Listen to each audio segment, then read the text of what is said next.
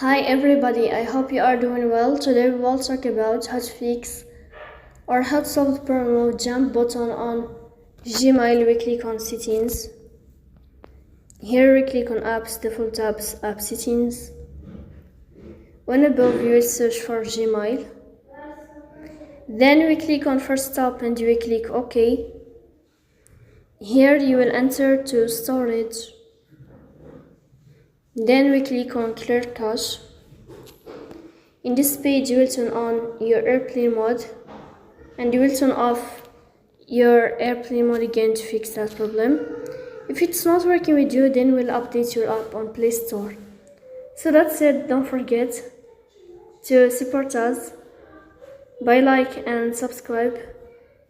See you next time in another video, and thank you for your watching and your attention.